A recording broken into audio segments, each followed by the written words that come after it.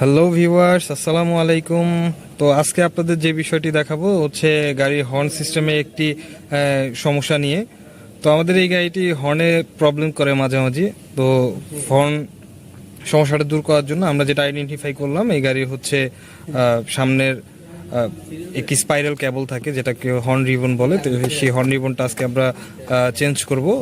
তো দেখুন আজকে যে কিভাবে হর্ন রিবন খোলা হয় এবং কিভাবে সেটা কাজ করে সেই বিষয়টি নিয়ে আজকে আপনাদের সাথে আলোচনা করব।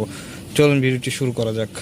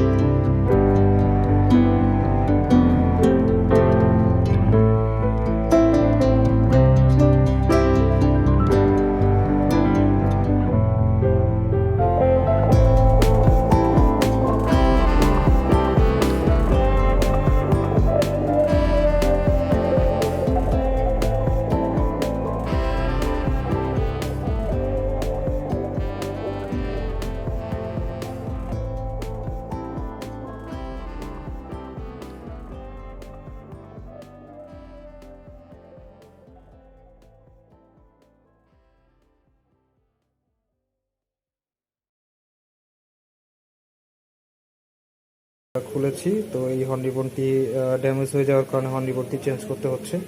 তো হর্ন রিবনটি খোলার সময় কিছু সতর্কতা আমাদের অবলম্বন করতে হবে। তার মধ্যে অন্যতম হচ্ছে গাড়ির চাকাটি সোজা রেখে হর্ন রিবনটি খুলতে হবে, এবং এখানে একটি যেহেতু এটা রিবন, তো সেক্ষেত্রে আমাদের বুঝতে হবে যে এখানে যদি স্টিয়ারিংটা ঘুরে, যদি আমরা স্টিয়ারিংটা বেশি ঘুরাই ফেলি বা হর্ন রিবনটি খোলার পরে এই জিনিসটা আমরা বেশি ঘুরাই ফেলি, তো সেক্ষেত্রে হর্ন রিবনটি নষ্ট হয়ে যেতে পারে। তো অবশ্যই আমাদের এটার মেজারমেন্টটা ঠিক রেখে তারপরে হচ্ছে আমরা হর্ন রিবন লাগাইতে হবে। আর এখানে হর্ন রিবনের যে পয়েন্টগুলো আছে সেই পিনগুলো আমাদের অ্যাকুরেট রেখে হর্ন রিবন লাগানোটাই ভালো। তো অনেক ক্ষেত্রে অনেকে দেখা যায় যে এগুলো মডিফাই করে, তো মডিফাই করা ঠিক হবে না। তো এই হর্ন রিবন যদি না কাজ করে তাহলে প্রথমত আমাদের হর্নটি বাজবে না, তো সেই তার পাশাপাশি হচ্ছে গাড়ির এসআরএস সিস্টেমটিও কাজ করবে না। তো ধন্যবাদ সবাইকে ভিডিওটি দেখার জন্য। তো আশা করি সবাই ভালো লাগবে আমাদের ভিডিওটি। আপনাদের মূল্যবান মতামত দিয়ে আমাদের পাশে থাকবেন। আসসালামু আলাইকুম।